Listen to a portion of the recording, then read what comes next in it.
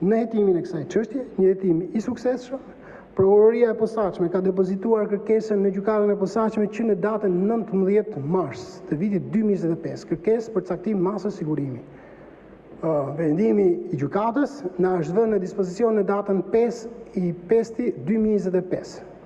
Në datën 7/5/2025 është organizuar një takim koordinues në ambientet e zyrës së prokurorisë së posaçme me prokurorin e çështjes së prokurorisë antimafia të Barit, si dhe me disa hetues të dias së Barit. Dhe aty në atë takim u konkludua se si do ekzekutoheshin masat e sigurimit dhe kur do ekzekutoheshin masat e sigurimit. Dhe kjo ndodh gjithmonë kur kemi gjithë. Nuk vendosim, morim masat e sigurimit, marrim vendimin e caktimit masave sot dhe nesër ekzekutojmë masat e sigurimit. Jo. Kër marrim kohën e mjaftueshme sepse flasim për të kërkuar persona ndaj cilëve të caktuar një masë sigurimi që janë në Itali, janë në Shqipëri dhe në disa vende të Bashkimit Evropian. Dhe duhet koordinim, gjithmonë koordinojmë edhe me Europol për të marrë të dhëna lidhur me lokacionet vendodhjet e mundshme të personave për cilët ne lëshojmë masat e sigurimit, gjykata lëshon masat e sigurimit dhe pastaj vendoset. Kjo është e gjithë e vërteta. Kjo dhe nuk ka sa i takon pjesës tjetër që a keni ju ndonjë përgjegjësi që secila prej bandave të lidhura me pushtetin vijojnë qetë, shijojnë lirinë dhe pse zyrtarisht janë shpallur në kërkim, jo vetëm kaq, por vijojnë dhe të marrin punë publike, leje ndërtimi etj. Përgjegjësia e një prokurori zoti Noka, se keni qenë edhe ministër i brendshëm, është një dhe vetëm një. Të hetoj, grumbullojmë prova, bëj një hetim të plot, të gjithanshëm, objektiv, të ngrëj një akuzë dhe të përfaqësoj akuzën në gjykim. Në çdo rast kur prokurori merr një vendim gjykate për caktim masë sigurimi apo për ekzekutim vendim dënimi të formës së prerë, i vetmi veprim që bën prokurori është një urdhër ekzekutim masë sigurimi apo urdhër ekzekutim vendimi në rast se kemi një dënim dhe ja dërgon policisë së shtetit për ekzekutim. Në rastet ku nuk gjendet në territorin e Republikës së Shqipërisë, po sërish, pasi sinjalizohet nga policia e shtetit, prokuroria investohet me një urdhër kërkimi ndërkombëtar. Dhe kjo nuk është praktik vetëm e prokurorisë posaçme, ka qenë praktik që 25 vjet që unë jam në prokurori, vazhdon dhe sot me këtë praktik prokurorit e jurisdiksionit të përgjithshëm. Pra ne e kemi bërë punën. Patjetër ne posinojmë dhe pasuritë e vëna nga krimi, e kemi bërë publike edhe në të dy çështje që ju përmendim, kemi sekuestruar asetën në vlerë të konsiderueshme, patjetër puna vazhdon për gjurmimin me qëllim sekuestrimi dhe konfiskimi të produkteve të veprës penale, i cili dhe ky nuk është një proces i lehtë, por ne jemi të angazhuar për të shkuar deri në fund. Tjetër, kam një pyetje që lidhet me task forcën e zgjedhjeve, krijuar në fund të vitit 2024, edhe pse ajo si njihet si task forca mes prokurorit përgjithshëm, SPAK, KQZ, ne kemi parë që në çdo takim tuaj ka qenë prezente edhe drejtori i përgjithshëm i policisë së shtetit. OSBE Odir në fakt na ka kthyer tek standardi i zgjedhjeve të 2001-shit sa i takon rolit të policisë në zgjedhje. Nga ana tjetër, për secilin prej nesh që ka qenë në terren, kemi vërejtur që më shumë se sa si njësi ligjzbatuese, policia e shtetit u shndrua në njësi që mbronte krimet elektorale, intimidonte mbështetësit e opozitës apo mblidhte vota për partinë në pushtet. OSBE Odir citohet të thotë se ka patur raste të intimidimit të votuesve nga policia e shtetit. Pyetja juaj është: cili është roli i drejtorit të përgjithshëm të policisë së shtetit në task force? Dhe çfarë raste ka përcjell policia e shtetit për trajtim policia e shtetit për trajtim në këtë task force? Me aq sa ju kujtoni, a mund të na thoni a ka bërë policia e shtetit ndonjë referim në SPAK mbi ndonjë kandidat të mazhorancës socialiste apo për persona të përfshirë në fushatën e partisë në pushtet, apo të gjitha referimet ishin shpifje kundër opozitës nga punonjës të veshur në formën e policisë së shtetit? A i keni vërejtur ju këtë fenomen në zgjedhje që ku në drejtim të policisë është Proda dhe në Albati? Ju vetë keni konstatuar me drejt, zoti Noka, që policia shtetit nuk ka qenë pjesë e marrëveshjes së lidhur mes prokurorisë posaçme, prokurorisë së përgjithshme dhe KQZ-s. Ju mund të keni parë, po vetëm në një takim kemi qenë në ambientet e KQZ-s, më sa mbaj mend, ka qenë edhe prokurori i përgjithshëm dhe unë si drejtues i prokurorisë posaçme, e zoti Celibashi dhe drejtori i përgjithshëm i policisë së shtetit. Por policia e shtetit nuk ka qenë pjesë e kësaj marrëveshje, e kësaj task force. Tani, marrëdhënia me policinë e shtetit që takon krimet zgjedhore është si për çdo lloj krimi të një natyre tjetër. Policia e shtetit ka bërë disa referime, nëse ju keni durimin, ka bërë 36 materiale referuese, ka depozituar 36 materiale referuese në prokurorinë e posaçme, patjetër që rast pas rasti kemi bashkëpunuar në hetimin e rasteve të referuar nga policia e shtetit, kemi patur një marrëdhënie institucionale lidhur me këtë pyetje që ju bëhet. Nuk e kam këtë informacion sepse nuk e shoh me atë sy ato kallëzimet, por nëse ju jeni të interesuar, mund të më adresoni një shkresë që t'ju japë dhe unë të shohë unë gjithë 35 materiale të referuar nga policia e shtetit, dhe për më tepër që këtu thashë ne për 2024 për të raportuar, jo për 2025, por me qëse është një çështje e ndjeshme dhe unë po jap shpjegimet përkatëse. Por jeni i ftuar që të bëni një shkresë dhe unë t'ju jap një përgjigje me shkrim. A mendoni ju që në zgjedhjen e vend që policia e shtetit ishte në ura dhe SPAK, në shumë raste vërejtë që SPAK ishte në ura dhe policisë së shtetit, apo thonë më qartë ju investoheshin në çështje që sajonte policia e shtetit për të shfokusuar vëmendjen në krimet reale zgjedhore që po kryeshin nga partia në pushtet?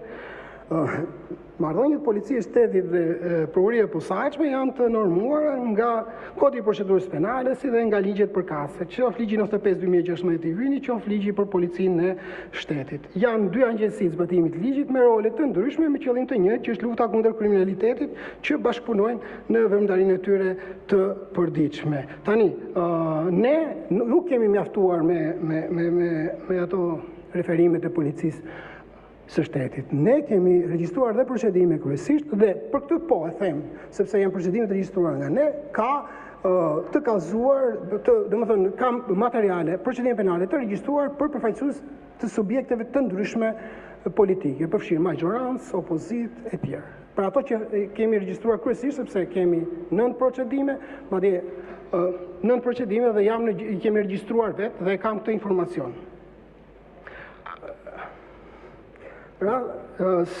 Si rezultoi strategjia e miratuar në 2024 për të luftuar krimet zgjedhore, sepse çdo shqiptar i ndeshëm këtij vendi pyet cili është bilanci që keni deri më tani. Publikisht deri më tani kemi 2 goditje çështje të hetuara, të dyja të lidhura me PSD-n. Rasti i parë, ai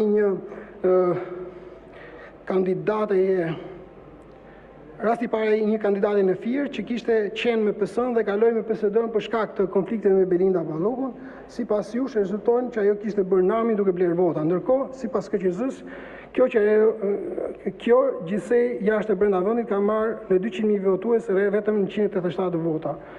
Po, pra, Ceno Klosi, për shembull që ka marrë 18.000 i ka vota vlerësimi nga qytetarët, kjo 187 vota gjithsej i ka blerë. Goditje e fuqishme keni kryer shumë për të vlerësuar kjo. Ky është një koment me cilin nuk pajtohem as pak dhe s'ka pyetje dhe s'kam çfarë t'jap përgjigje.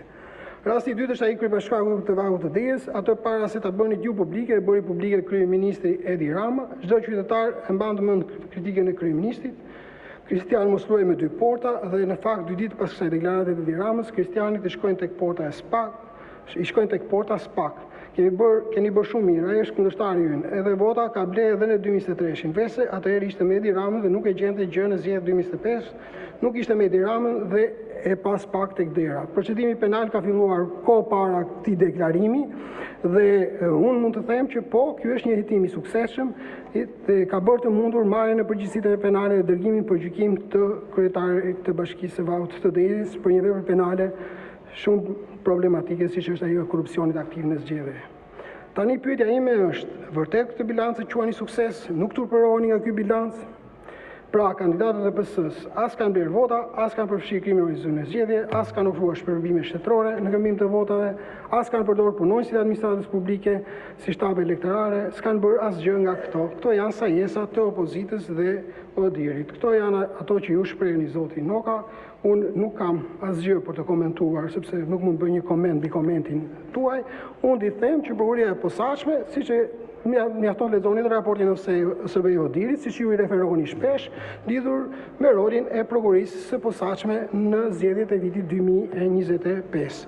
Patjetër, nuk jam i kënaqur, patjetër, ka mundësi shumë për të bërë, por duhet marrim në konsider, duhet të kemi parasysh burimet njerëzore të kufizuara dhe volumin shumë të madh që ai institucion ka. Tjetër, pyetjet për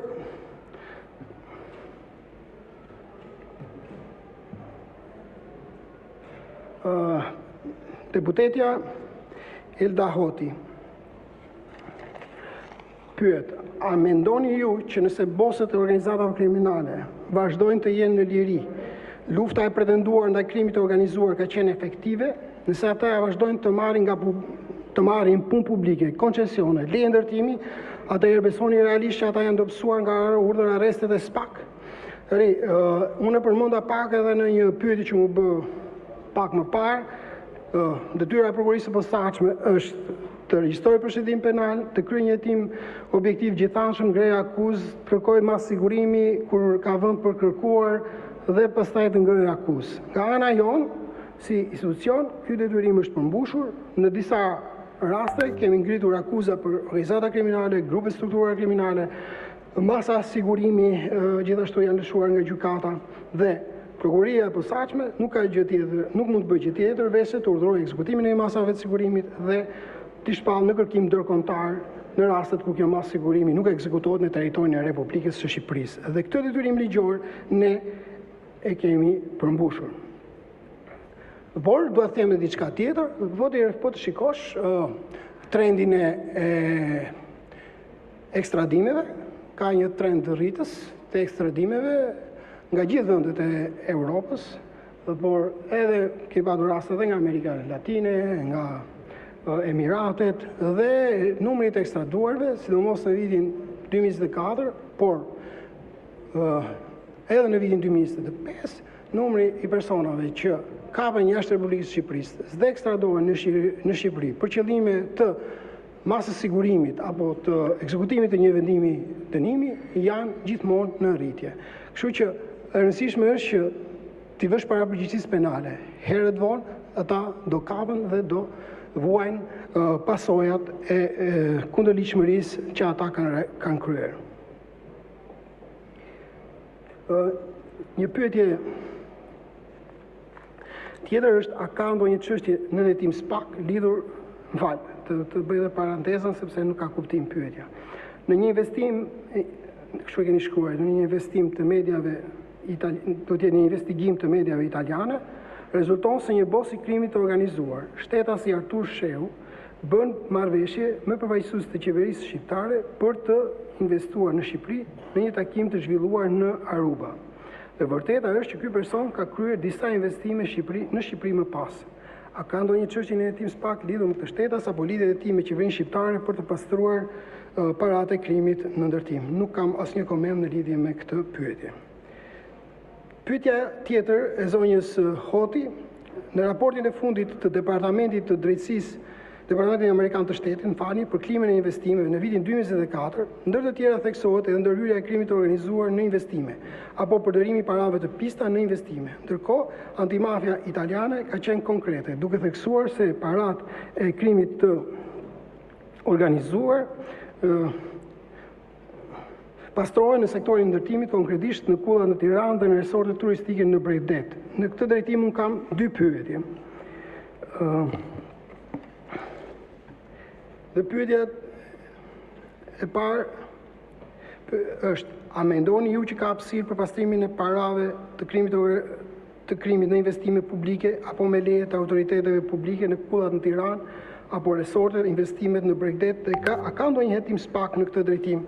A keni ndonjë hetim konkret për këtë fenomen që është skenari më i rrezikshëm për ekonominë shqiptare?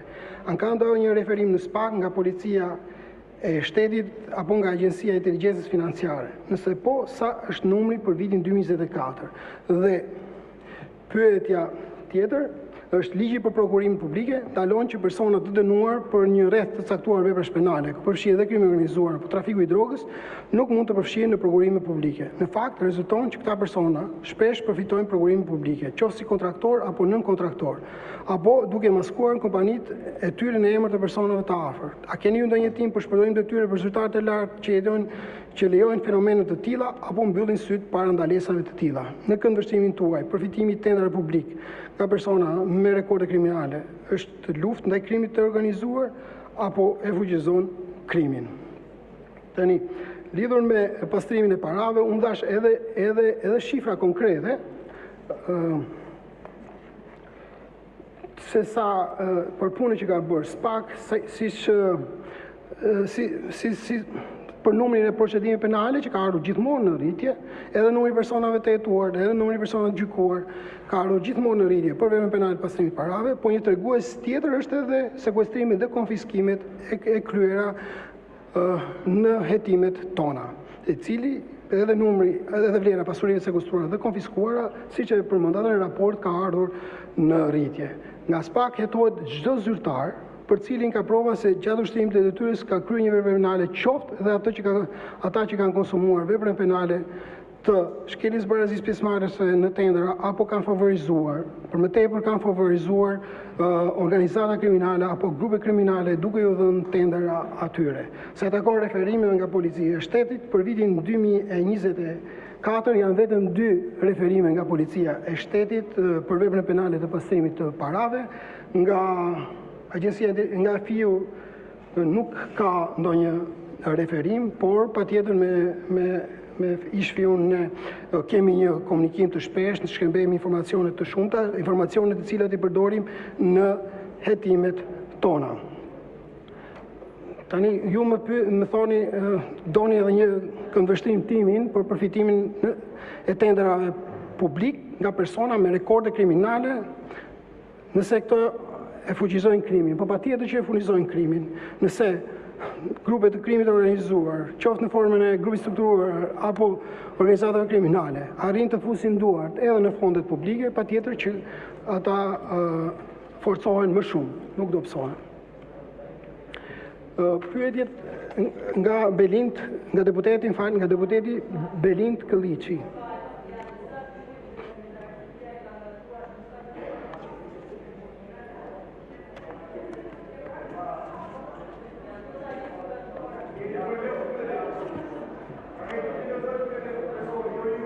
Sekretaria do bëj verifikimin, po më njoftojnë që gjitha pyetjet janë dorëzuar. Gjithsesi do t'i verifikojnë tani. Sot Dumani vazhdoni me përgjigjet e pyetjeve të tjera.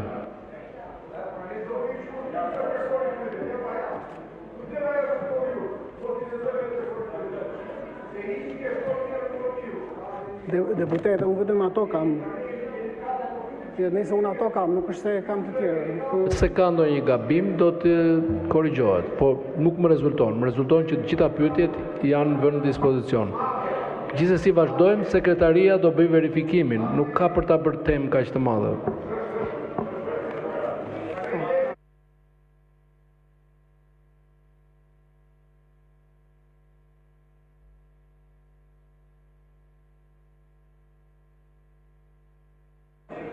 Të mbaroj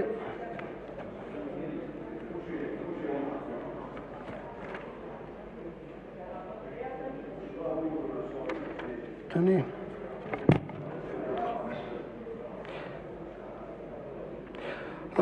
një pyetje, po keni të drejtë, janë disa pyetje tjera, por unë kam patur tjetër u verifikua, besoj edhe nga sekretaria.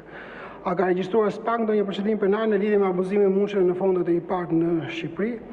Po, ka regjistruar një procedim të tillë, kam pohuar edhe në Komisionin e Ligjeve, por është bërë edhe një deklarim publik nga ana e prokurisë së posaçme. Çështja është në hetim dhe po bashkëpunohet ngushtë me OLAF dhe me zyrën e Prokurorit Publik Evropian.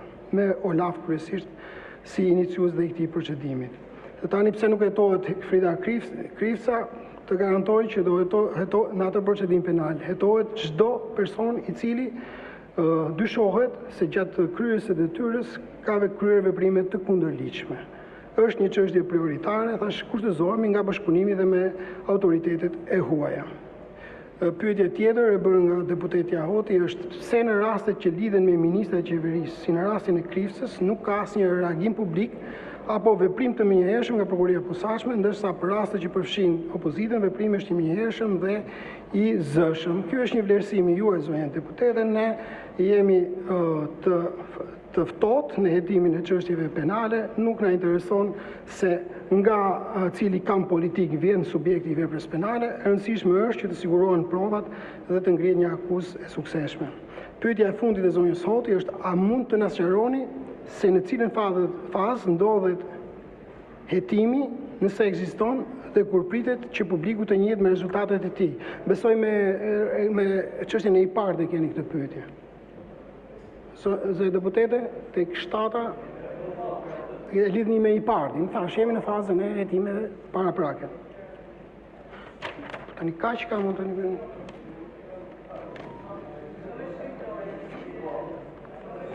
Tani kjo nuk është e drejtë, sepse unë kam 6 orë atje dhe po prisja pyetje, tani ndodhem në situatë, s'ka probleme, i përgjigjem gjitha pyetjeve, por dua të them që mua më shton që në orën 10 do keni pyetje depozituara me shkrim, me qëllim që edhe ne të përgatitemi si institucion.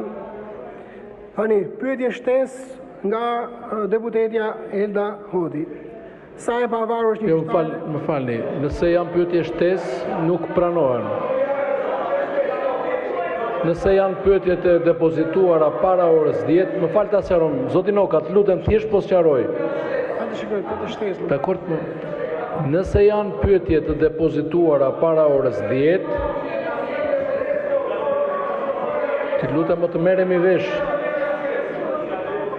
Ka mundësi të flas vetëm një njeri? Zoti Klliçi, janë pyetje para orës 10 të depozituara.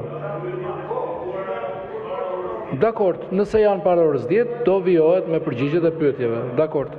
Shiko, unë nuk e thash për të shpëtuar përgjigjeve, për t'ju ikur përgjigjeve, por realisht në krye të fletës është pyetje shtesë. Nuk është, unë këtë thash.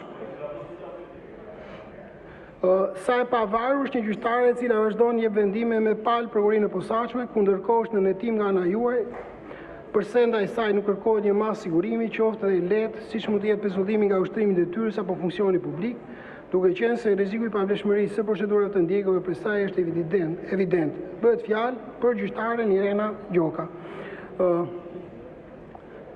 Kjo çështje është në hetim paraprak, është në fazën e hetimit të paraprak dhe është regjistruar si procedim penal në muajin qershor 2025. Sa kohë që është në hetim paraprak, nuk mund të jap asnjë informacion tjetër shtesë për të. Pyetja tjetër e zonjës Hoti është: a keni praktikë që në rastet kur gjyqatat e seancës paraprake fton prokurorinë të bëjë ndryshimin e cilësimit ligjor të veprës dhe ju në gjykim shkoni me akuzën tuaj e jo atë të cilësuar nga gjykata?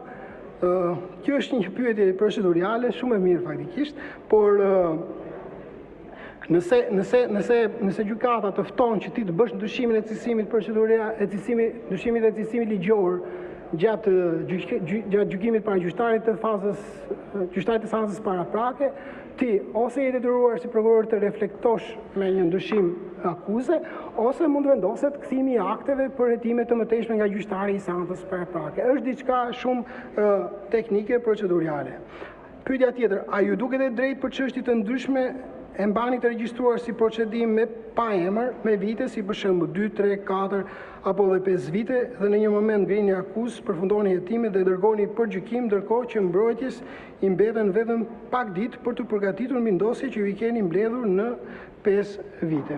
Tani, kjo është një vlerësimi i juaj që e mbajnë ndosjen me vite 2, 3, 4 apo 5 vite. Unë e thash edhe në përgjigje të një pyetje të mëpashme. Për prokurorin, e rëndësishme është respektimi i afateve procedurale. Së pari që çështja të mos shkojë në parashkrim, dhe së dyti në momentin që regjistrohet emri i personit në regjistrin e procedimeve penale, të respektojë afatet e hetimit paraprak që lidhen me personin në hetim. Dhe prokurori është detyruar të respektojë afate, pasi në të kundërt shkon drejt pavlefshmërisë. Sa takon përfundimit e hetimit dhe dërgimit për gjykim, aty edhe në këtë moment, për këto moment ka afate procedurale të përcaktuara qartë që nga momenti i përfundimit të hetimeve, mbrojtësi i të pandehurit vetë ka të drejtë të bëjë kërkesa memo, kërkesa për pavlefshmëri, për papërdorshmëri, kërkesa për krye veprime shëtimore shtresë, kërkesa për ndryshim cilësimi ligjor, për pushim akuze etj. Dhe prokurori brenda këtij arku 10 ditorësh është detyruar të përgjigjet me një vendim kërkesës së subjektit të ndjekjes penale. Dhe pyetja tjetër është përse në çështje të ndryshme, kur merrni të pandehur për shembull anëtarë të komisioneve të dhënies së koncesione, ju ngrihni akuzë vetëm për shpërdorim detyre, rastet e incineratorit Fierit të Elbasanit, Fierit dhe Tiranës, kur ndërkohë tek çështja e sterilizimit keni ngritur akuzë dhe për shpërdorim detyre dhe për falsifikim. Pra, ku qëndron parimi i sigurisë juridike, ku për procedura të ngjashme PPP zbatohen kualifikime të ndryshme. Këto janë dy çështje të ndryshme, kanë dy tipologji të ndryshme dhe rasti i rastit nuk i ngjan dhe është vlerësimi i prokurorëve që kanë hetuar çështjet respektive për t'i atribuar akuzat respektive, qoftë për shpërdorim detyre apo dhe për shpërdorim detyre dhe falsifikim.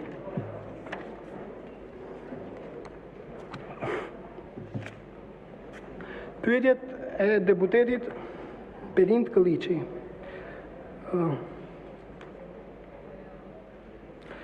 Pyetja e parë ka të bëjë me duhet të bëj dhe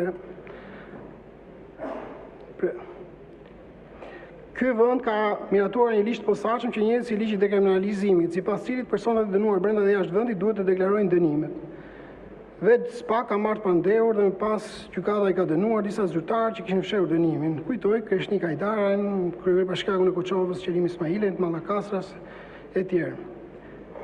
Detyrimin për deklaruar kanë dhe gjyqtarët, por gjyqtarja e posaçme Irena Gjoka, Shpata Maneku, edhe pse sipas dokumenteve shtetërore të shtetit grek të bëra publike prej më shumë se një viti tashmë, rezulton e dënuar në Greqi, fakt të cilin ajo nuk e ka deklaruar as gjatë procesit të vettingut dhe as në formularin e dekriminalizimit, por ajo vazhdon të punojë si gjyqtare.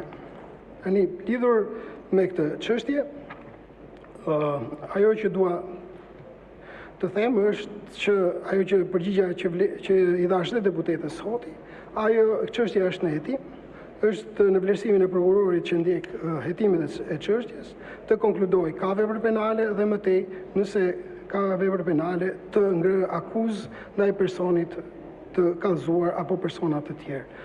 Sa kohë që është çështje në hetim, unë nuk mund të jap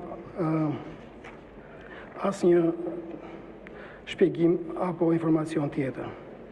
Tjetër është që atyre ditëve ka dalë në sipërfaqe skandali i aeroportit Vlorës, ku të dhënat tronditëse tregojnë që kemi të bëjmë me një garë fiktive me kompani që janë përdorur vetëm për të plotësuar kriteret dhe më pas janë tërhequr me miratimin po të vetë qeverisë. Ju keni deklaruar se keni një hetim mbi aeroportin e Vlorës. Pyetja ime është, pyetja e zotit Këlliçi.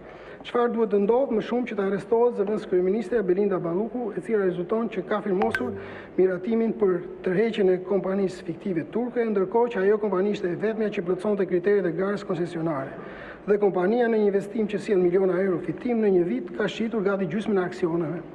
Skema 5D e implikuar nga Rion Velia i duket se nuk kanë qenë izoluar vetëm në Bashkinë e Tiranës. E njëjta skemë por kësa herë 5B rezulton që të jetë aplikuar dhe në Ministrinë e Infrastrukturës dhe Energjisë që drejtohet nga Belinda Balluku, ku drejtorët e saj edhe pyetja është, a keni ju ndonjë hetim për skemën 5B të Belinda Balluku dhe drejtorëve të saj? Tani, unë nuk mund të jap lidhur ju përmendët aeroportin e Vlorës dhe disa çështje të tjera, unë nuk mund të jap shpjegime apo informacione për çështjet e cilat janë në fazën e hetimit paraprak.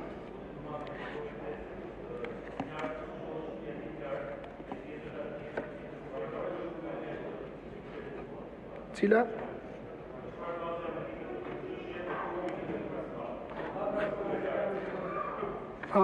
Kjo. Një sekundë, ata gjej, më falë. Edhe një herë. Dhe kompania në një investim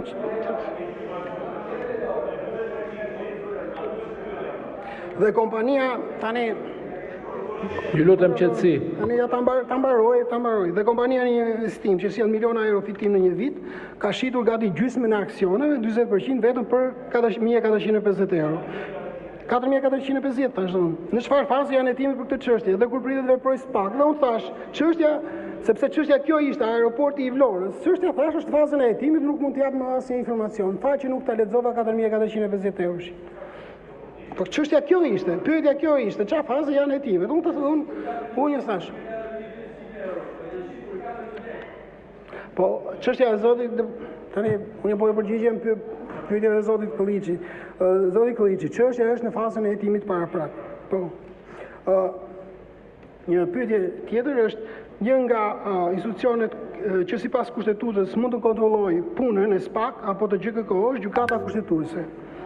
Dhe shumë çështje që janë hetuar nga ju apo gjykuar nga GKO kanë përfunduar në gjykatën kushtetuese. Në media është bërë publik një rast që ngreje jo pak shqetësim. Gjatë kohës që gjykata kushtetuese po shqyrtonte një çështje që kishte lidhje me veprimtarinë e SPAK, GKO, këto institucione kishin kërkuar dhe ishte miratuar përgjimi i komunikimeve elektronike të anëtarëve të gjykatës kushtetuese të një pjesë, thoni ju, ose të gjitha atyre. Këtë shqetësim ju ka ngritur dhe kryetari i gjykatës kushtetuese në një shkresë zyrtare që ju ka pyetur nëse përgjimi ka ndodhur apo jo. U la të kuptoj nga ana juaj që kjo nuk kishte ndodhur, por në media dolën dhe dokumentet që provonin se anëtarët e gjykatës kushtetuese ishin vënë në përgjim nga SPAK në autorizim të GKK. Pyetja ime është, sa e pavarur në vendimarrje mund të jetë gjykata kushtetuese për çështje që përfshin kontrollin e veprimtarisë së SPAK GKK, kur këto kanë treguar se i vendosin nën përgjim kur dhe si të duan anëtarët e gjykatës kushtetuese. A është ky një presion ekstraligjor ndaj gjykatës kushtetuese që të mos cenojë asnjë vendimarrje të SPAK apo GKK?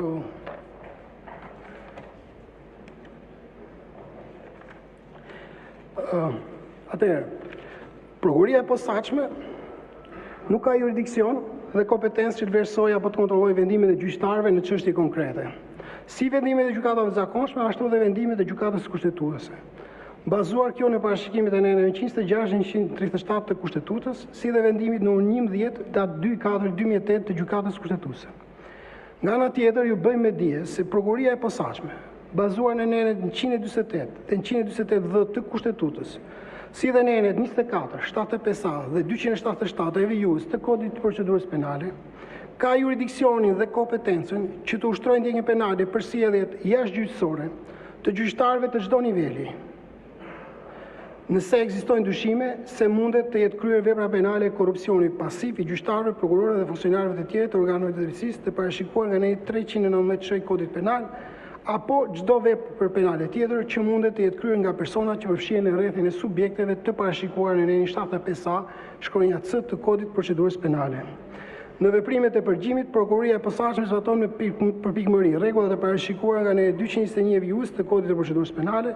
Këto veprime sipas rastit autorizohen nga prokurori dhe nga gjykata e posaçme, si dhe këto veprime procedurale kontrollohen nga gjykata e posaçme.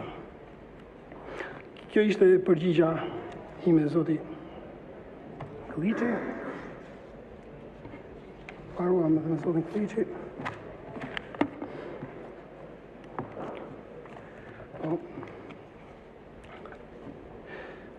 Pyetjet e bëra nga deputeti Tedi Blushi.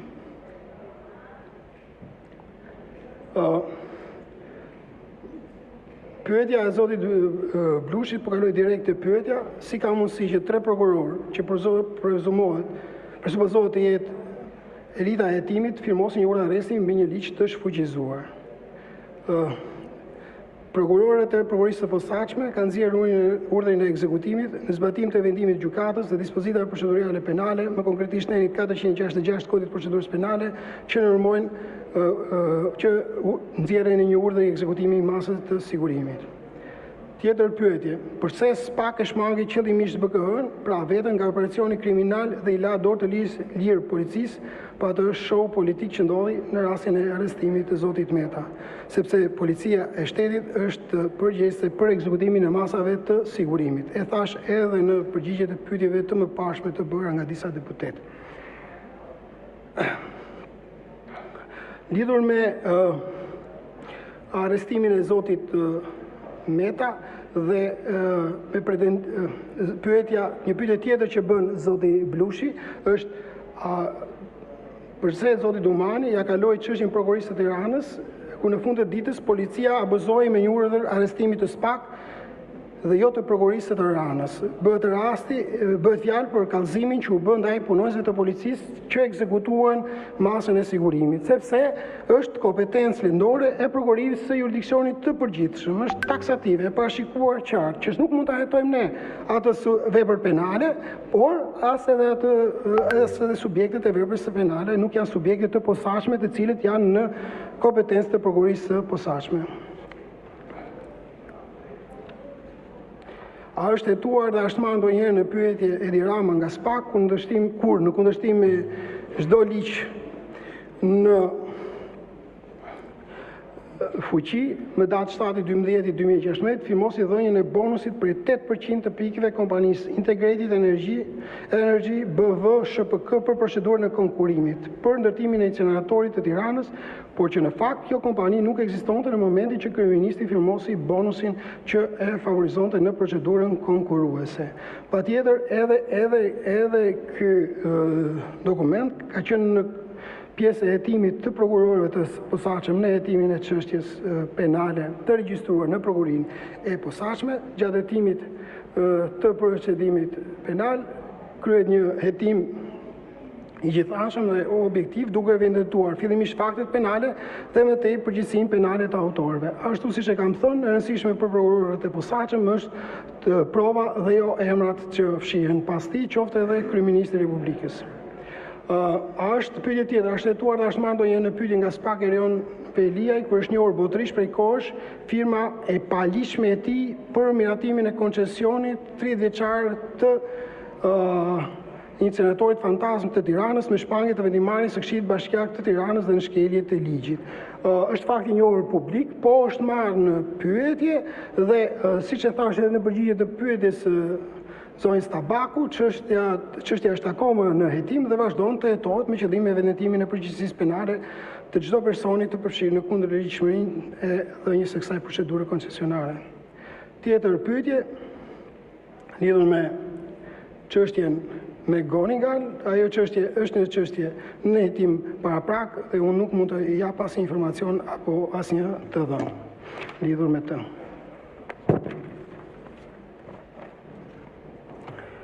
Pyetjet e deputetit Luan Paçi. Si mund të qartësohet publiku dhe sidomos media që është non-stop para institucionit tuaj nga një qytetar, por më tepër nga një person publik që nuk është paraqitur si person me probleme me drejtësi, por për të ndihmuar drejtësinë ose për të vërtetuar se nuk ka probleme me drejtësinë. A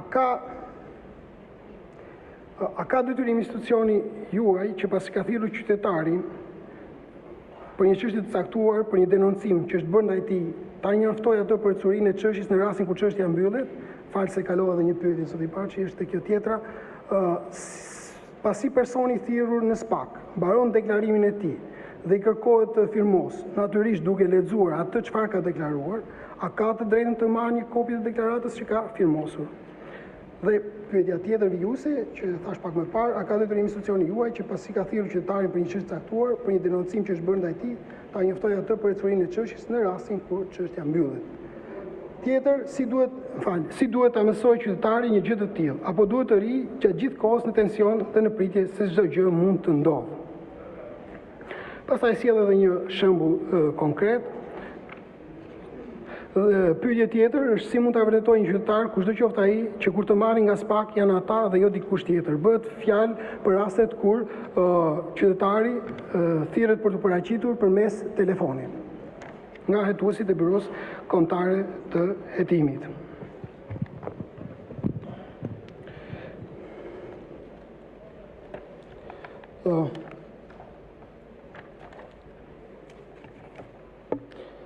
Do ju përpiqem të ju përgjigjem pyetjeve të zotit Baçi.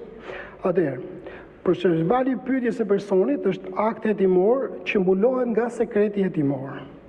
Qytetari mund të bëjë kërkesë të marrë kopje të procedurbalit, por kërkesa vlerësohet nga prokurori rast pas rasti. Nëse në deklarimin e qytetarit ka të dhëna të ndjeshme apo me interes për hetimin, prokurori mund të refuzojë dhënien e kopjes së procedurbalit të deklarimit, sepse tash është pjesë e dosjes hetimore dhe hetimi mbulohet nga sekreti. Tjetër, SPAK ka detyrim ligjor që të njoftojë për përfundimin e hetimit personin nën hetim, por jo dëshmitarët, edhe kallëzuesit, edhe viktimat e veprës penale dhe personin në hetim, kallëzuesit dhe viktimat e veprës penale kemi detyrim të njoftojmë. Po jo persona që thirren në cilësinë e deklaruesit apo personi që ka dieni për veprën penale gjatë fazës së hetimit paraprak. Nuk kemi detyrim ligjor për të njoftuar këtë kategori personash për fatin e përfundimit të hetimeve. Lidhur me shqetësimin tuaj për njoftimin e personave për të paraqitur. Njoftimi për pyetjen e personave bëhet me urdhër, por në raste të ngutshme njoftimi bëhet edhe me telefon. Është një parashikim i neni 333 të kodit të procedurës penale. Për rastin konkret, zoti Baçi, që ju e parashtroni, dhe është një shqetësim që ju duket qartë që e keni përjetuar, ju apo personat të cilët ju janë adresuar juve, personat e interesuar ose ju mund të bëni një kërkesë për informacion dhe ju garantoj që do bëj gjithë verifikimet përkatëse dhe do kthej përgjigjet me shkrim.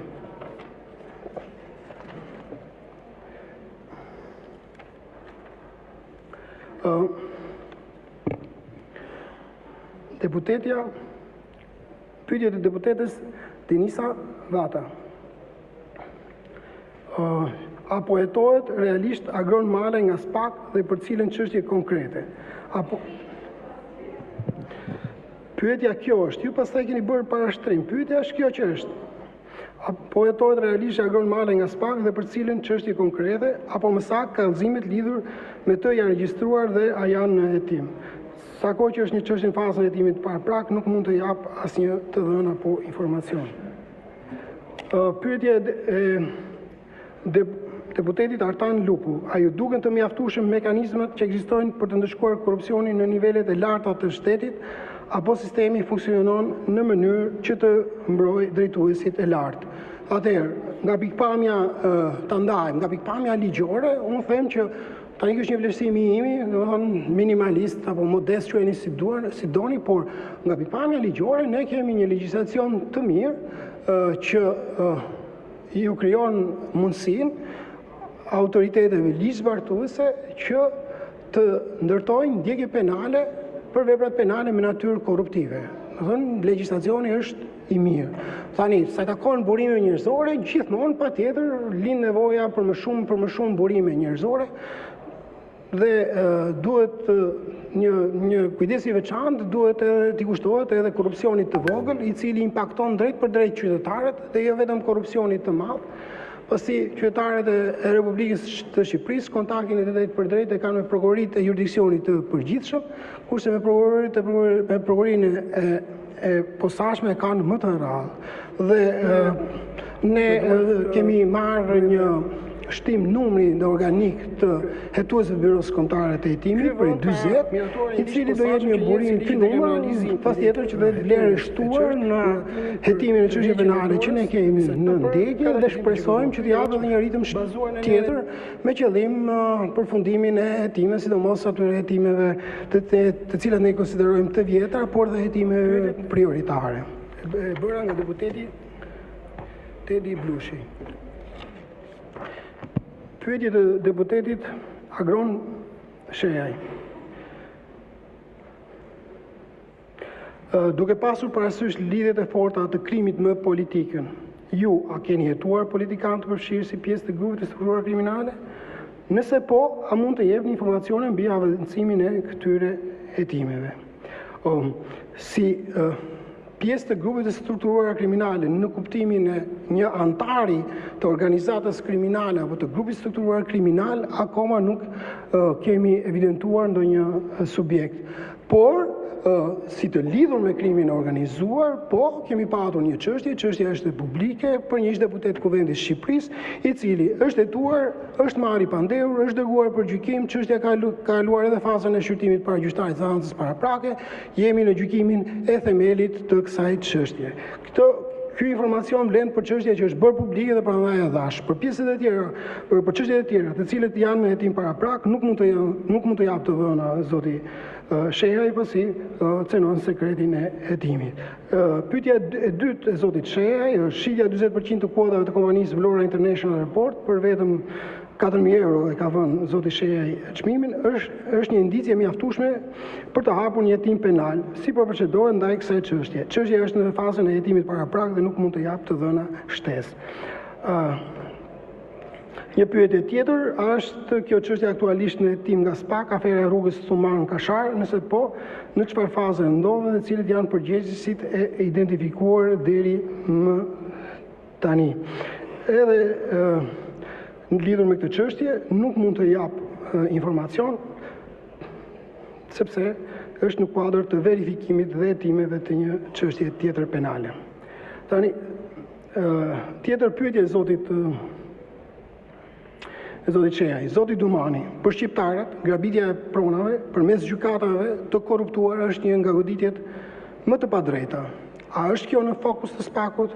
Sa gjyqtarë, njerëz të tjerë të sistemit të drejtësisë apo zyrtarë janë hetuar për pasurim përmes tjetërsimit të pronave dhe sa prej tyre janë dënuar realisht?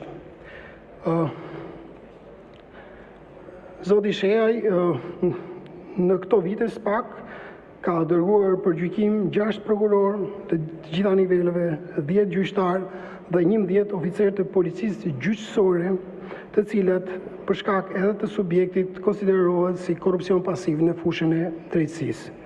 Çështja e pronave është një çështje shumë e ndjeshme, shumë problematike. E kemi evidentuar edhe në hetimet tona, është në fokusin e SPAK. Unë si në rastin e Lezhës, ku nuk e di sa mira metra katror tokë u provua që ishin përfituar përmes falsifikimit dhe kjo tokë, tashmë to mira metra katror tokë, me vendim gjykate të formës së prerë, i kaloi sërish shtetit. Një çështje tjetër që është, edhe pse është në fazën e hetimit paraprak, vërtet duhet të na alarmojë të gjithë, është një çështje megjithëse është në fazën e hetimit paraprak, por hetimet kanë treguar për falsifikimin masiv të mira metra katror tokë në një zonë shumë të preferuar të Durrësit dhe vetëm në atë procedim penal SPAK ka arritur të sekuestroj, patjetër nuk dua ta parashikoj se si do shkoj, nuk mund ta parashikoj si do shkoj gjykimi i çështjes deri në fund, por ama janë sekuestruar deri tani që flasim rreth 600.000 metra katror tokë e përfituar vetëm përmes dokumentave të falsifikuara, një skemë të mirë organizuar të falsifikimit, një skemë e mirë organizuar e falsifikimit të dokumenteve. Tjetër, e njëjta situatë, kemi e njëjta situatë, po kemi jetuar raste në Vlorë, edhe në disa qytete të tjera ku prona, sidomos vitet e fundit, ka njohur një rritje të madhe të vlerës së saj. Dhe thash është në fokusin e SPAK. Dhe kjo është një këmbën alarmi për gjithë institucionet shtetërore, jo vetëm për SPAK, sepse në SPAK kemi ndjekjen penale, por para se të shkojmë tek ndjekja penale, gjithë institucionet duhet të jenë të përgjegjshëm, bëjnë detyrën e tyre dhe të marrën në fund një herë mirë abuzimi me pronat shtetërore dhe përfitimi në mënyrë abuzive përmes falsifikimit të tyre.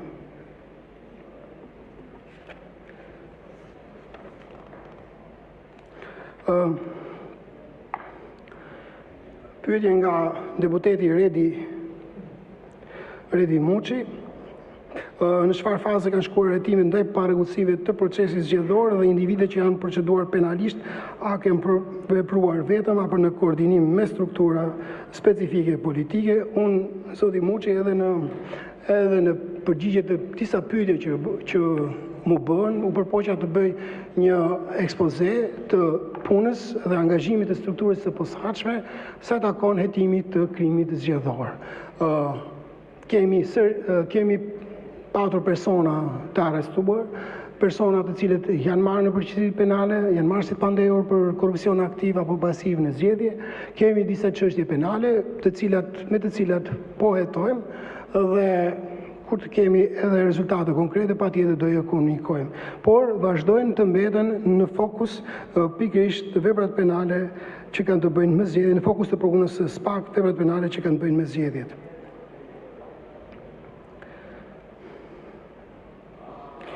A ka ndonjë statistikë konkrete se në çfarë faze shkojnë pyetja e dytë e zotit Muçi. A ka ndonjë statistikë konkrete se në çfarë faze shkojnë denoncimet e kryera nga publiku. Pra sa kthehen pa kryer asnjë veprim dhe sa regjistrohen dhe trajtohen proceduralisht nga SPAK. Nuk e kam këtë statistikë, zoti Muçi, por patjetër edhe mund t'ja vëmë në dispozicion, mund të porosis stafin e prokurisë së posaçme që ta evidentojë këtë statistikë, por ajo që unë thash edhe në raportim është rritja e numrit të kallëzimeve të qytetarëve në drejtim të SPAK.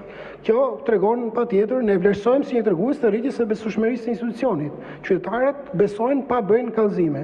Tjetër, ndeshemi me një fluks shumë të madh kërkesash, shkresash që trajtohen çështje të ndryshme nga SPAK. Në një kohë që ligji e ka përcaktuar qartë kompetencën tonë lëndore dhe jemi në pamundësi me gjithë dëshirën që mund të kemi, por ligji nuk na lejojnë të hetojmë çdo pretendim të qytetarëve, sa kohë që ata nuk janë në kompetencë të prokurisë së posaçme.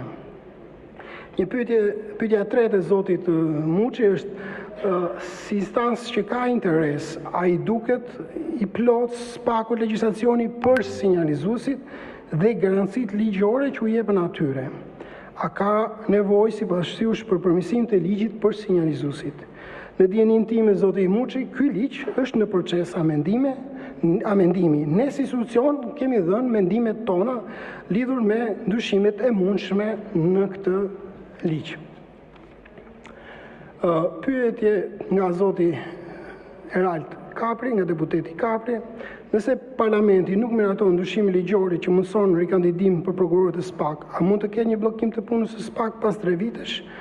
I nderuar zoti Kapri, si drejtuesi i prokurisë së posaçme, në mënyrë të përsëritur, i kam dhënë argumentet e mia, i kam paraqitur argumentet, faktikisht këto argumente janë në këto argumente është mendimi i trupit të prokurorëve të posaçëm. Unë prezantoj kolegët e mi në çdo propozim apo në çdo kërkesë që bëj. Dhe në dijenin time, kjo kërkesë është bërë që në vitin 2021 fillimisht nga drejtuesi Kraja, pastaj edhe unë ky është në raportet vjetore në mënyrë të përsëritur kam kërkuar mundësinë e ndryshimeve ligjore apo dhe kushtetuese me qëllim dhënien mundësi prokurorëve të posaçëm për të rikandiduar pas përfundimit të afatit të mandatit 9 vjeçar. Kjo është në vlerësimin e kuvendit dhe nuk dua të bie në përsëritje sepse argumentet e mia disa herë i kam bërë publik. Faleminderit. Në vlerësimin nuk kam më pyetje. Faleminderit zoti Domani. Ato që kam Domani. para nuk më rezulton të kem pyetje pa konsumuar. Po, këto janë gjitha pyetjet e adresuara, kanë qenë 65 pyetje, kështu që ju falenderoj për përgjigjet e gjitha pyetjeve me radhë. Tani kalojmë te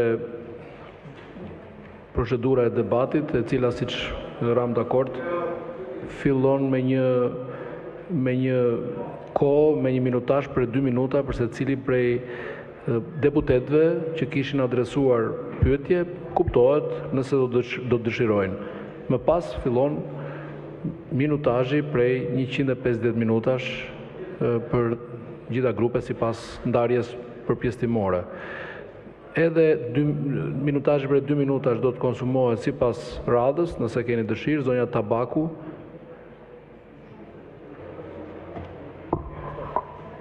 Dy minuta, ju lutem. Po, çështjen, zoti Domani, çështjen e dëgjova përgjigjen tuaj dhe doja të theksoja 2 element.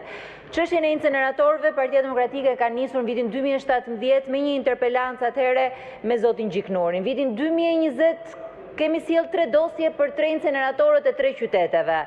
Më pas, si kryetare e Komisionit Hetimor të Inceneratorëve, kam sjell 12 padi të veçanta, duke nisur nga kryeministri zoti Edi Rama, Angela Gaçi, Belinda Balluku, Arben Ahmetaj, Armando Subashi, Erion Veliaj, Emiriana Sako, e kështu me radhë. Asnjë prej tyre nuk është sot përpara drejtësisë. Kjo është një çështje që tregon se si është një manual perfekt i kapjes shtetit. Është manuali ku 2 biznesmen me duar në xhepa vinë dhe marrin 430 milion euro. 2 biznesmen cilët nuk kanë asnjë lidhje me menaxhimin e mbetjeve, që i shkruajnë vendimet e qeverisë, që shkruajnë vendimet e Këshillit Bashkiak, që mbledhin qeverinë, që miraton 17 vendime qeverie brenda ditës, dhe është manuali perfekt i një grupi të strukturuar kriminal. Drejtësinë për inceneratorët 8 vite kemi që e kërkojmë, jo për mua si deputete e këtij parlamenti, as për mua si qytetar, as për SPAK-un, po për të treguar që në Shqipëri ka shpresë dhe do ketë shpresë. Dhe unë besoj që lakmusi i SPAK-ut është pikërisht inceneratorët dhe inceneratori i Tiranës. Kam marrë 2 herë në SPAK si person në dieni për inceneratorin e Fierit dhe inceneratorin e Elbasanit, dhe arsyeja që ju pyeta për Tiranën është pikërisht kjo.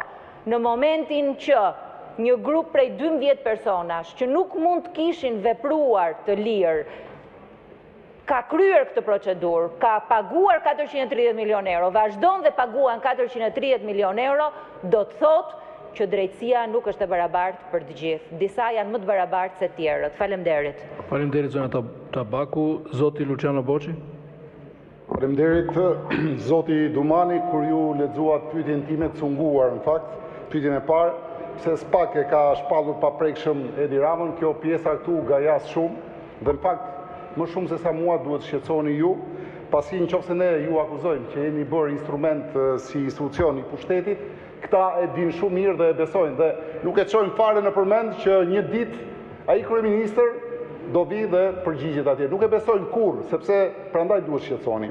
Dhe merrni keq që pyetjen time ju e cunguat, unë kam bërë arsyetimin pse ai konsiderohet dhe është shpallur i paprekshëm, sepse qëndron në krye të aferës së inceneratorëve, e ka argumentuar komisioni hetimor, sepse ka ndryshuar ligjin me kërkesën e Klodian Zoto sipas dokumentave tuaja në dosjen e Arben Ahmetajt, sepse qëndron në krye të sterilizimit, sepse ju vini këtu në emër të institucionit dhe mbani përgjegjësi, dhe ai mban përgjegjësi për gjithë veprimtarin dhe madje ka firmosur se ishte ai që urdhëroi 17 vendime brenda një dite.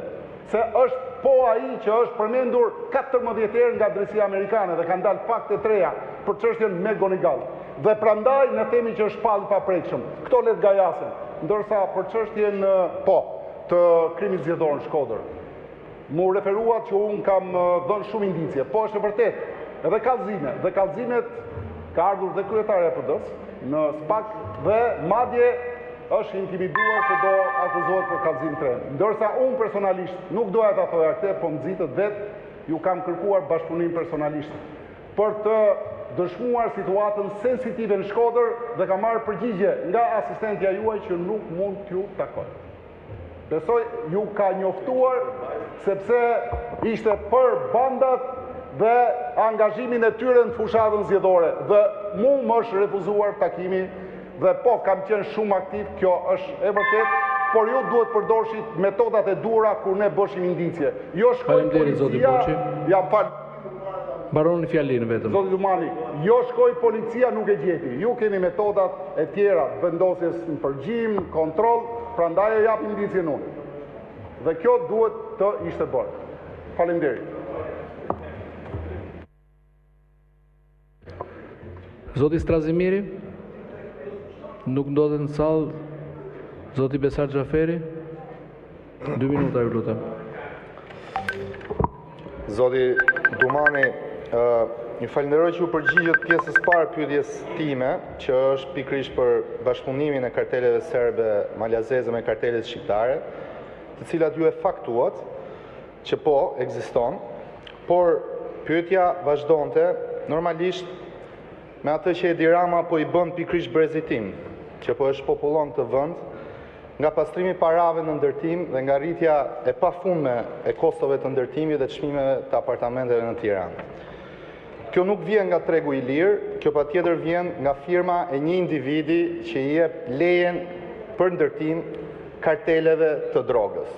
Ati karteli që ju me shumë krenari arrestuat në fund të majit dhe deklaruat që ishe një sukses shumë i madh, pikërisht kartelit të troplinëve, ka marrë leje zhvillimi nga një individ.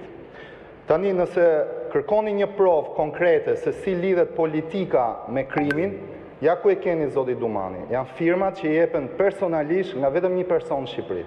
Nuk jepen nga asnjë person tjetër ndërtimin në Shqipëri, që janë mbi 5.000 metra katror, që janë në zona bregdetare, në zona të mbrojtura, në paketat e maleve tani dhe në çdo cep të Shqipërisë. Është një individ, është Edi Rama. Tani unë dua t'ju kujtoj një rast në Kolumbi, sepse normalisht Shqipëria është bërë Kolumbi dhe Kolumbin ne duhet ta studiojmë në çdo formë. Presidentin Ernesto Samper, se mori para për fushatën e tij elektorale nga karteli Kalit, ishte një prokuror që e ka emrin Alfonso Valdivieso, që e mori në hetim dhe patjetër parlamenti kolumbian nuk e votoi që ai të dënoi. Bëheni këtë gjë, merreni në hetim Edi Ramën dhe lëreni 83 kartonat ta rrëzojnë atë hetim. Faleminderit. Faleminderit zoti Klevis Balliu, më pas zoti Flamur Noka.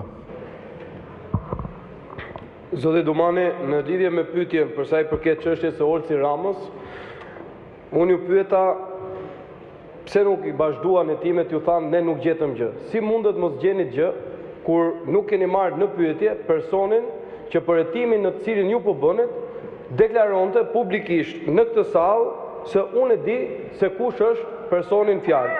Dhe ja ku e keni. Një deputet partisë tënde. Ashtu.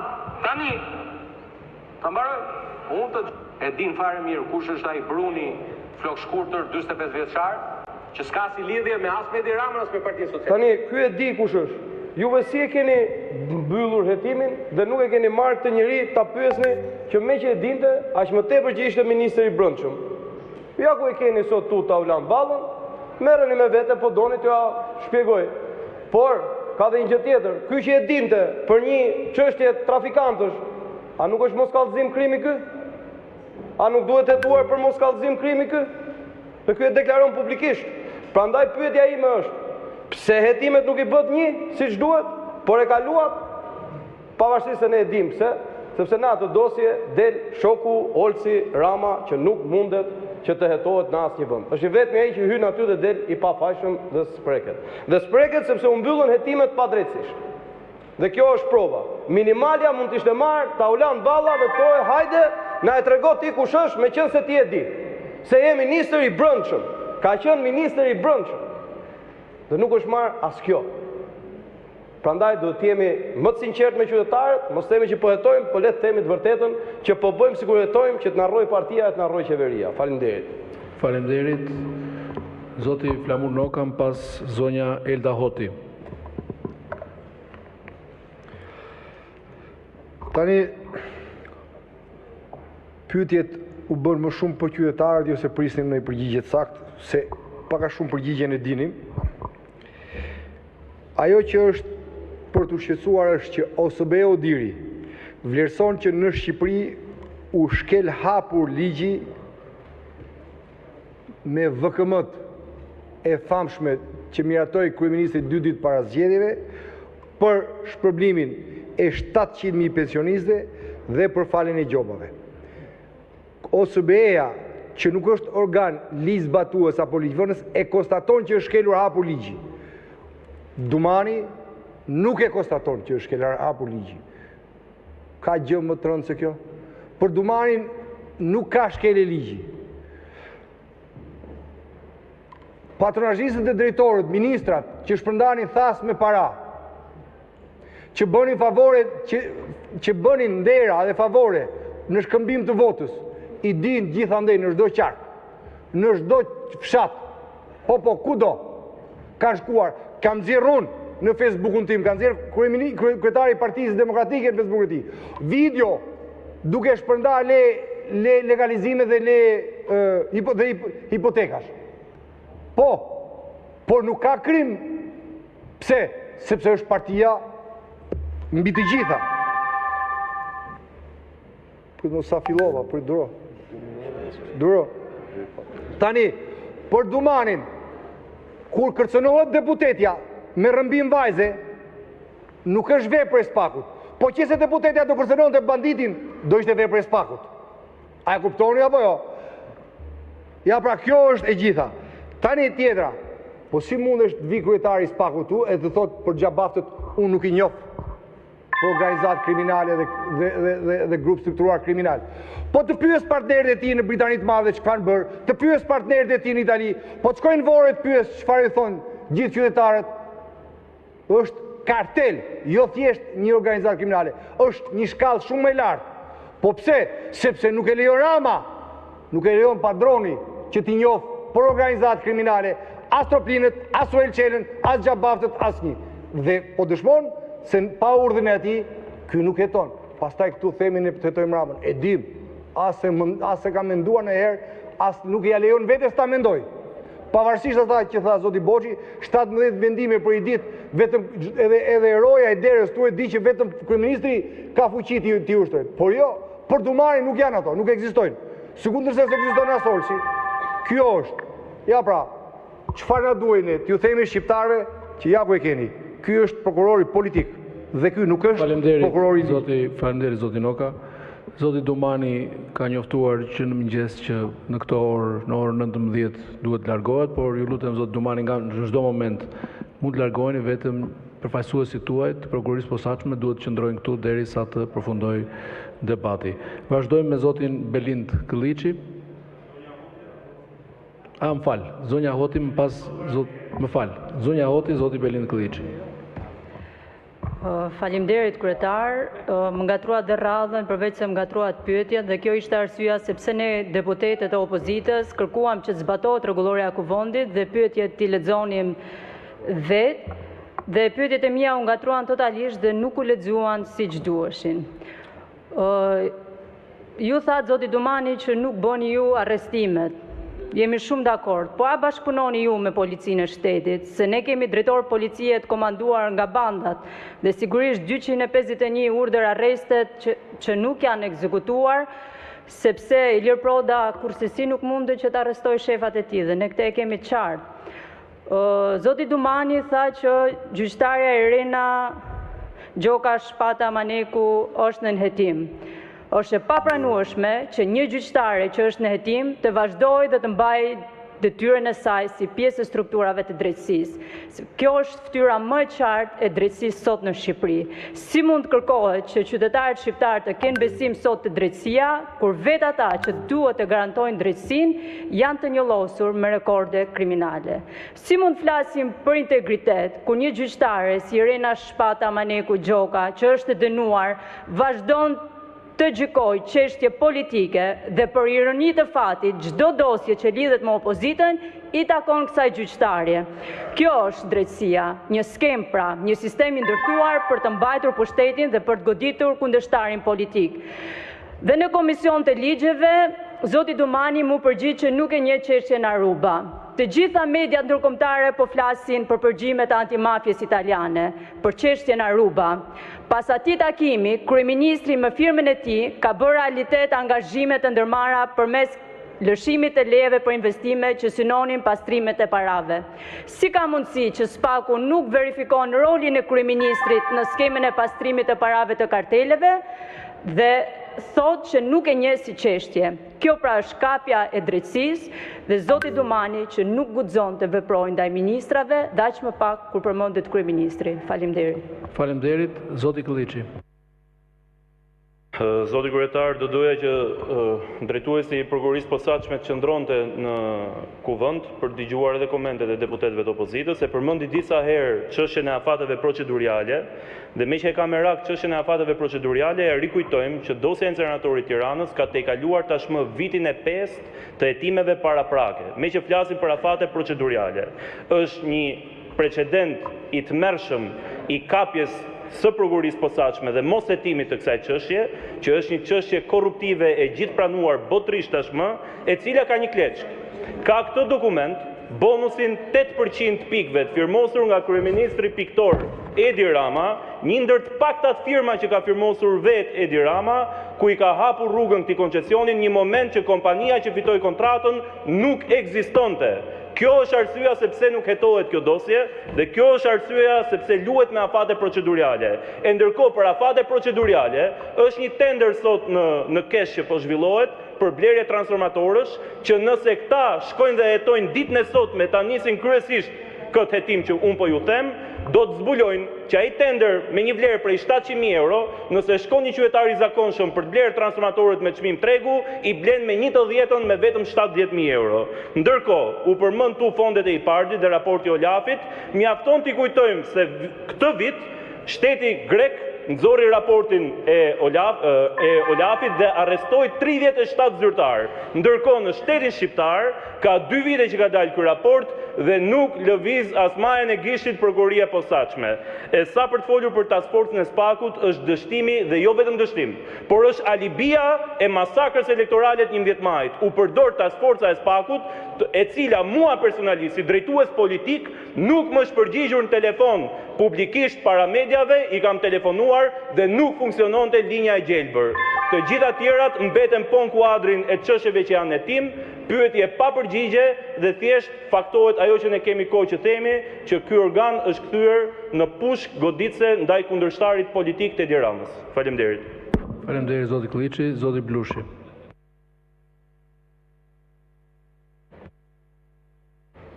Në fakt, nuk pata asnjë surprizë nga përgjigjet e cunguara të drejtuesit të SPAK-ut, sepse qëllimisht edhe leximi i pyetjeve ishte i cunguar. Në fakt, ne sot dëgjuam jo një drejtues prokurorie, por një patronazhist në krye të një strukture e cila ka patur dhe ka vetëm një qëllim, jo të ndëshkoj korrupsionin, jo të ndëshkoj krimin, por vetëm të godas pluralizmin politik.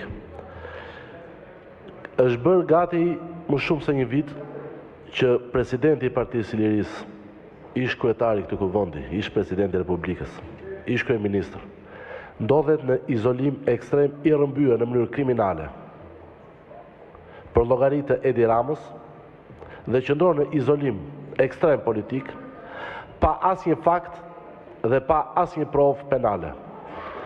Meqense drejtuesi SPAK na sfidoi sot gjithëve duke na kujtuar se prova është vija e kuqe mbi të cilën udhëhiqet ky institucion, unë po përsëris dhe po i ripublikoj 2 dokumenta që ja tregova dhe në komisionin e ligjeve.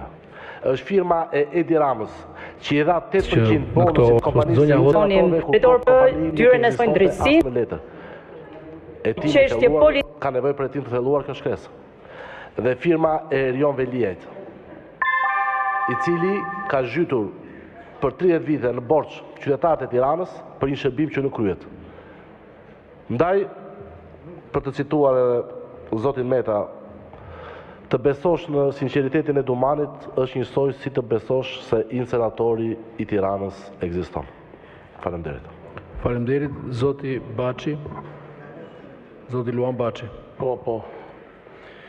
Në këto 2 minuta do doja ta shfrytëzoja në fakt patjetër vjen nga për 2 pyetje të fundit që zoti Dumani i ngatroi prapë aty për të përgjigjur, por nuk ndërhyra në moment çështje etike, se do duket sikur e bënim qëllimisht, ku i adresoja pyetje për rastet e presioneve që kanë pasur komisionerët e Partisë Demokratike një ditë përpara zgjedhjeve datës 11 maj dhe një pjesë e tyre janë larguar pa dhënë arsye, nuk janë paraqitur dhe jemi vënë në vështirësi për të gjetur komisionerët dhe doja të dija a ka pasur informacion nga task forca e tij dhe a ka hetim në këto raste, si dhe për emerimet pa kriter në shkeljet ligjit janë bërë në Alpetrol, në Bashki dhe në shumë institucione të tjera para fushatës, dhe duke shfrytëzuar akoma këto minutat të vlefshme që na jepni ju zoti kryetar, do të bëja dhe një denoncim tjetër që kam bërë në datën 11 maj, ditën e zgjedhjeve, ku në qendrën e votimit 31-34 fraksion 1, kur është hapur kutia e votimit, janë gjetur 47 flet votimi, kur në proces verbal kanë ekzistuar 547 flet votimi. Dhe këto 47 flet votimi janë vënë në dispozicion të qendrës votimit, me një urdhër të KQZ-s janë marrë 150 flet votimi nga kuti tjetër votimi, nga kutia e votimit në mos gaboj 31-34 fraksion 1 dhe 31-35 fraksion 00 dhe janë bashkangjitur 2 kuti së parë që ka 47 flet votimi. I bëjthirje zoti Dumani dhe prokurorisë posaçme, besoj se stafi që ashtu duhet ja transmetoj, që të filloj hetimet për këtë kuti votimi që ka ardhur me 500 flet votimi mangët dhe nuk kanë filluar hetim për të. Ku kanë përfunduar 500 flet e votimit, ekzistojnë proces verbale të firmosura nga komisionerët Partisë Demokratike dhe Partisë Socialiste për të kuti votimi. Faleminderit. Faleminderit zoti Baçi, zoti Sheaj, zoti Agron Sheaj. Faleminderit zoti kryetar. Ky parlament që në 35 vjet ka larguar pothuajse gjysmën e popullsisë, që pronat shqiptarëve nuk u ktheu. Të rinj vazhdojnë e ikin si në thënjëshin, sot gjeti fajtorin e gjithçkaje. Dumani na paska qenë fajtori dhe ne këtu i bëm një gjyq. Një pjesë e parlamentit hesht sepse ka marrë urdhrin politik ta qepi, dhe pjesa tjetër mendon se fatkeqësia e këtij vendit është Dumani. Kjo nuk na nderon, nuk nderon këtë parlament. Sigurisht do të kishim dashur që kryeministri më i korruptuar që ka patur ndonjëherë Shqipëria të dilte para drejtësisë. Por nuk mund mos të shohim që në 3 vitet e fundit Dumani ka bërë më shumë se çka bërë drejtësia në 35 vitet e fundit.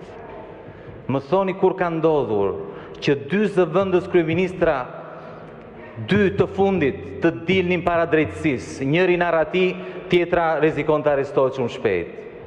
Kur ka ndodhur që numri 2 kryeministrit në pushtet të shkojnë në burg? Kur ka ndodhur? Jemi të pakënaqur, do doni më shumë. Po, kritikat duhen bërë, po ka një masë, se ndryshe duket sikur po bëjmë një parodi. Kush na sheh nga jashtë dhe dëgjon thot ta janë çmendur. Këta janë çmendur, pse Dumani na qenë nga problemi i këtij vendi? Dumani po i vjedh shqiptarët? Dumani po vjedh popullin më të varfër në Europë? Kjo është qesharake. Faleminderit zoti kryetar. Faleminderit zoti Sheaj, zoti Redi Muçi. Faleminderit zoti kryetar. Në fakt, pyetja ime drejtuar zotit Dumani që lidhe me paragullësitë e procesit zgjedhor u bë për shkak se flitet shpesh për paragullësitë, për blerjen e votës, për shfrytëzimin e administratës publike, megjithatë pika nevralgjike e gjithë sistemit të ngritur është pikërisht financimi i partive politike. Gjithë e dim se si bëhet financimi i fushatave zgjedhore prej 10 mos 100 milion eurosh, në të cilat, sidomos partia që ka pushtetin, e kthen fushatën zgjedhore në një lavatriçe të madhe të parave të krimit organizuar dhe në një kanal gjigant të parave të oligarkisë ekonomike. Çdo ndërmarrje e madhe apo e vogël, e cila nuk mund të justifikojë burimin e të ardhurave për shpenzimet që kryen, është subjekt i hetimit të drejtësisë, jo më partitë politike, në këtë që janë duke bërë tash e sa vjet. E meqense, dhe do thoya që hetimi mund ta nisni nga Lëvizja Bashkë. Dhe meqense po flasim për oligarkinë ekonomike, zoti Dumani jam i bindur e di më mirë se sa unë, se ashtu siç ka politikant korruptuar, ka edhe oligark korruptues. Dhe nuk duhet hetuar vetëm të korruptuarit, por edhe korruptuesit. Dhe edhe pse disa emra janë të pandehur, peshkaqen dhe mëdhenj të oligarkisë ekonomike që furnizojnë me para politikën, vazhdojnë të notojnë të pashqetësuar. Pika e fundit sa i përket pyetjes që bëra për sinjalizuesit lidhet me faktin se edhe pse duhet përgëzuar SPAK-u që në hargun kohor prej 2 vitesh e pak ka çuar në hetim 2 prej zëvendës kryeministrave të këtij vendi, gjithsesi ndodhemi para një paradoksi, ku zëvendës kryeministri që ka mundur të largohet dhe është në arrati, nxjerr akuza kundër kryeministrit, ndërkohë të gjithë ministrat, përfshirë dhe kryetarin e Bashkisë që janë në burg, nuk flasin. Prandaj, duket sikur në sistemin e drejtësisë që kemi ngritur